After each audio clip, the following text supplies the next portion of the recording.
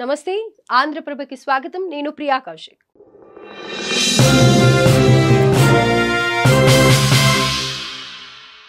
మాజీ మంత్రి బీఆర్ఎస్ నేత ఎర్రబెల్లి దయాకర్ రావు హాట్ కామెంట్స్ చేశారు. వరంగల్ జిల్లాలోని నాని గార్డెన్స్ లో నిర్వహించిన విస్తృత స్థాయి సమావేశంలో పాల్గొన్న ఆయన కాంగ్రెస్ పై తీవ్ర స్థాయిలో విమర్శలు గుప్పించారు. కాంగ్రెస్ పార్టీ మునిగిపోతున్న నౌక లాంటిదన్నారు. సీఎం పదవి నుంచి రేవంత్ రెడ్డిని తప్పిస్తే పార్టీకి శాశ్వతంగా ముగింపేనని చెప్పారు. కాంగ్రెస్ ప్రభుత్వం అన్ని వర్గాలను మోసం చేసిందన్న ఆయన రాష్ట్ర ప్రభుత్వ వైఫల్యాలను గ్రామ స్థాయిలో ప్రజల్లోకి తీసుకెళ్లాలని సూచించారు. అదేవిధంగా గ్రామీణ ప్రాంతాల్లో సోషల్ మీడియా బలంగా పనిచేయాలన్నారు. త్వరలో జెడ్పీటీసీ, ఎంపీటీసీ, సర్పంచ్, మున్సిపల్ ఎన్నికలు రానున్న నేపథ్యంలో కార్యకర్తలు సిద్ధంగా ఉండాలని పిలుపునిచ్చారు.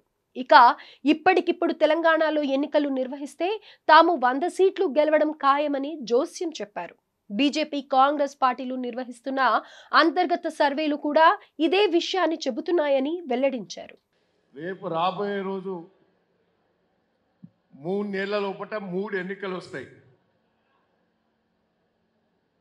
ఫస్ట్ ఎంపీటీసీ, జెడ్పీటీసీ ఎన్నికలు, రెండవది సర్పంచ్ ఎన్నికలు, మూడవది మున్సిపాలిటీ ఎన్నికలు. ఎట్టి పరిస్థితుల్లో 3 నెలల లోపల ఎన్నికలు పెట్టాలి. ఎంపీటీసీ ఎన్నికలు నెల 2 నెలల లోపలనే వస్తాయి. దాని తర్వాత సర్పంచ్ ఎన్నికలు వస్తాయి. దీంట్లో మనం ప్రిపేర్ అయి ఉండాలి. మన ఇబ్బందులు చాలా ఉంటాయి. మనం అధికారం లేదు కాబట్టి మనం నిలబడేటోళ్ళని బెదిరిస్తారు, కష్టపడేటోళ్ళని బెదిరిస్తారు, కేసులు పెట్టాలనే ప్రయత్నం కూడా చేస్తారు. దయచేసి వీటన్నిటికి మనం సిద్ధపడాలి, మొండిగా పనిచేయాలి. మొన్న కూడా నేను చెప్పాను, నాది కష్టం, నేను గెలిచేటట్టు లేనని కూడా చెప్పిన మొదలే. నేను కేసీఆర్ గారికి చెప్పాను, వద్దు దయాకర్, నువ్వు మారొద్దు, నువ్వు గెలుతావని నన్ను ఒప్పించి నిలబెట్టాడు. నేను రమేష్ కూడా చెప్పాను, బీఆర్ఎస్ టీఆర్ఎస్ కోటేషన్ సిద్ధంగా ఉన్నది, కానీ నీ ప్రవర్తన మీద వ్యతిరేకత వస్తున్నది, అది జాగ్రత్త అని కూడా చెప్పడం జరిగింది. ఇప్పుడు ఎన్నికలు వచ్చినా 100 సీట్లు టీఆర్ఎస్ బీఆర్ఎస్ గెలవబోతుందని కూడా ఈ సందర్భంగా నేను తెలియజేస్తున్నాను. పూర్తి సర్వే రిపోర్ట్లు కూడా నా దగ్గరికి వస్తాయి. కాంగ్రెస్ పార్టీ వాళ్ళు సర్వే చేసేటి, బీజేపీ పార్టీ సర్వే రిపోర్ట్లు కూడా నాకు వచ్చాయి. దయచేసి నేను ఇది కేసీఆర్ గారు కూడా మొన్న చూపెట్టాను. ఆయన సర్వే రిపోర్ట్ చూపిస్తే నీది నాది సమానంగా కలుపుతానని అని కూడా చెప్పాడు. మీరొక్కటే ఎట్లా ఎదుర్కోవాలి ఈ 2 ఏళ్ళు అనేది ఒక ప్రణాళికతో మనం పోదాం.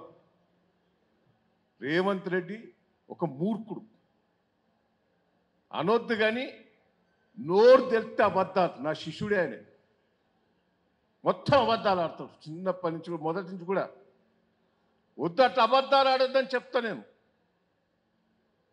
నువ్వు రెడ్డి కుటుంబంలో పుట్టి అట్లా అబద్ధాలు ఆడొద్దని చెప్తే నీతిని ఉంటాను అర్థదా అనేది వాస్తవమే.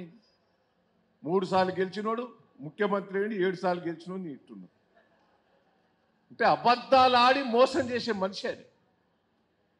ప్రజలను ఎట్లా మోసం చేసిండే ఒక్కసారి మనం చూసాం. కేసీఆర్ గారు చేసిన ఇంప్లిమెంట్ కూడా చేస్తలేదు. మన లెక్క దిగి రైతులకు ఎంత మోసం చేశాడో. సంవత్సరం ఎగ్గొట్టిండు, ఎకరాన 10,000 ఎగ్గొట్టిండు. ఇది కూడా ఎందుకు వేసిండు?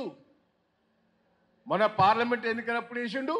ఇప్పుడు లోకల్ బాడీ ఎన్నికలు వస్తాయి కాబట్టి ఓ డ్రామా చేస్తాడు.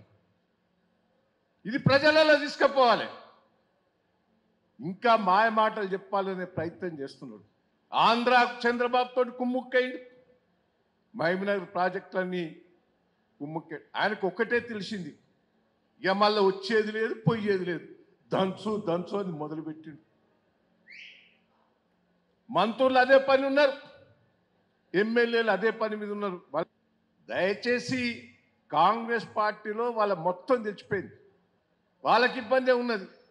రేవంత్ రెడ్డిని తీసేస్తే మళ్ళీ గవర్నమెంట్ ఉంటుందో ఉండదో. అందుకే ముసుగుల గుద్దులాట నడుస్తాను. మంత్రులు ఈయన చెప్తే ఎవరి రేవంత్ చెప్పినట్టు ఎవరు వింటలేరు. మంత్రుల ఇష్టారాజ్యం, ముఖ్యమంత్రి ఇష్టారాజ్యం, ఎమ్మెల్యేల ఇష్టారాజ్యం నడుస్తున్నది. మొత్తం నాకు అవగాహన ఉన్నది. ఎప్పుడు కుప్పగూలేదో కూడా తెలియదని కూడా ఈ సందర్భంగా మీకు తెలియజేస్తున్నా.